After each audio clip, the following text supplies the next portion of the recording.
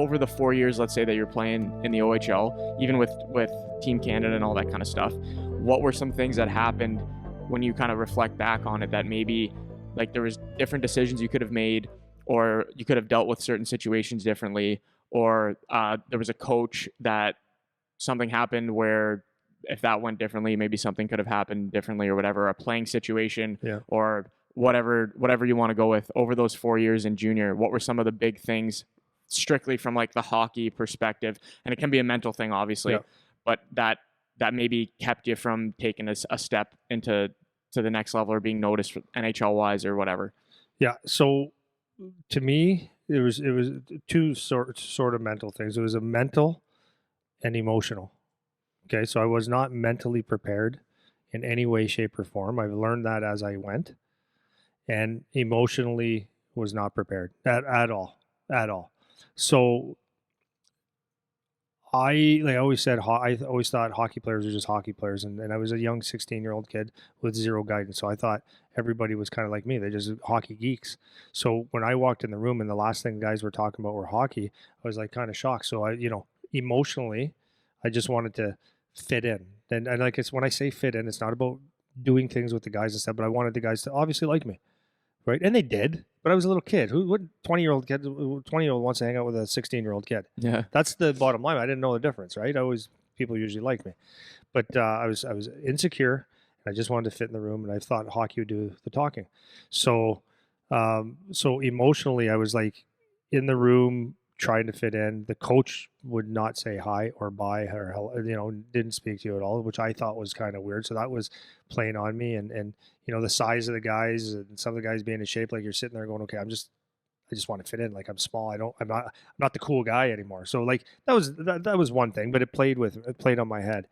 But mentally, I had zero mental toughness. Like I shouldn't say zero. I had some because I survived. So the first incident that happened was first game.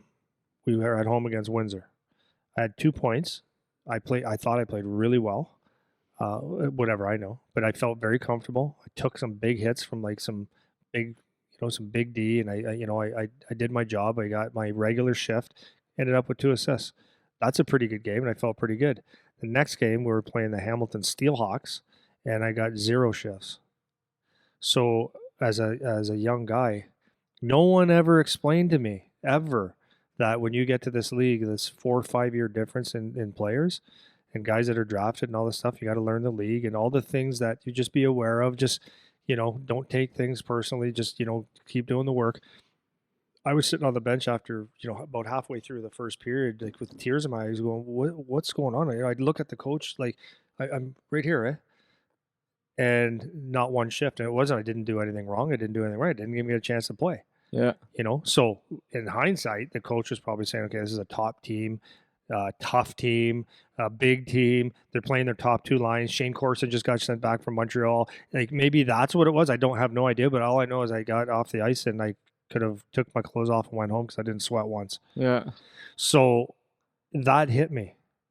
Like I didn't even get a shift, and it was like emotionally like, this is horrible. I'm no good. That's really what I said. I'm not good enough. The coach hates me. Those are the words that went through my head. Yeah. For sure. So then the next game was whoever it was, and the shifts were like kind of normal, but not really. And then the shifts just kept going up and down, and I didn't know what to do. Having said that, the coach was not there to help. My first year, the coach came to about, and I'm not exaggerating, if I remember him coming to 4 or 5 practices, maybe. And then a lot of the times he'd come in the last 10 minutes of practice and jump on the ice. So our captain was running the team. So I remember being in the OHL, but I didn't know the difference. I didn't know that there was actual coaching. But I remember coming off the ice one time in preseason, and I was on a power play. And I was, I came with 200 and some points I was drafted with. So I came in, I was looking for a play, moving my feet a little bit. And I made a play and didn't score. But I got to the bench and he yelled at me for moving my feet. He goes, on a power play, you never move your feet. So I'm sitting there, but I couldn't even process, like, you're an idiot because you didn't tell us anything. Yeah. You're coaching after the fact. You never implemented one thing. So it was like, okay, I did that wrong, and everything I felt like I was doing was wrong, and I didn't feel like he liked me at all. So as a 16-year-old kid, emotionally weak, mentally weak, you're not even getting coaching. You don't understand why you're not playing. The guys don't give a shit if you're not playing because all they care about is that you're playing. So now that those insecurities play, and when you have insecurities and you don't know how to deal with them, it takes a toll on your game. It literally took me 2 years to get through that. Yeah, seriously. Plus, I was injured. Yeah.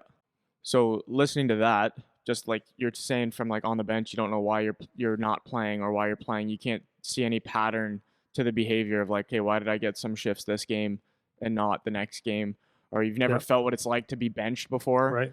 Because you're always the top guy that was always playing all the minutes and scoring all the goals and all that kind of stuff. So now you're jumping into a situation where you're not that right now. So it was that. So you don't understand why you're not playing. I honestly couldn't figure out. I didn't know what else I could do. I knew that I was a point getter, so I got to get points, but I can't get points if I'm not on the ice.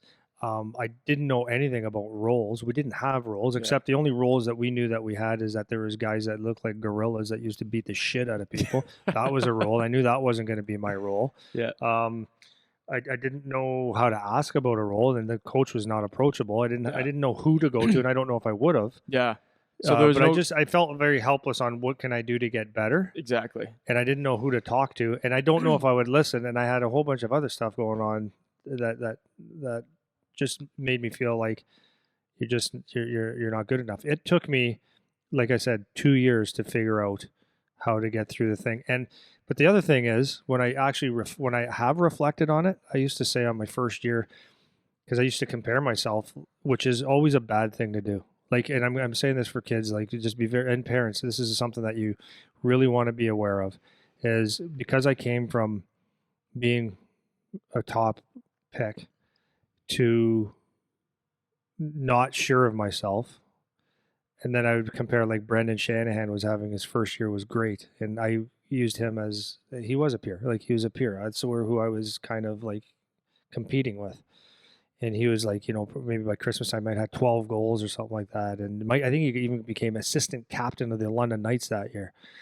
He just had a phenomenal year, and he was really like talked about in the NHL circles. And I was sitting there with maybe 9 points.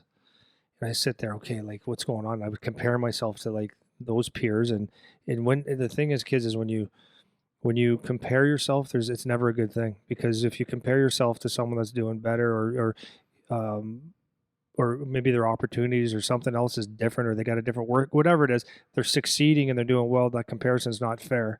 And if you're comparing yourself to someone that's lesser than you, then it's not a fair comparison either. Yeah. So the comparison would be like, okay, I'm not doing well, but says who and says how and says why.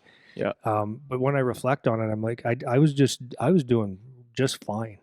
I was doing just fine with not knowing anything. My numbers were fine, relative to your shifts, relative to your age. What I didn't understand, and no one ever told me, this is not poor me, but it was like no one ever told me this is a process. Like, Andy, like I would have maybe died to hear this. Is like, Andy, you're 16 years old.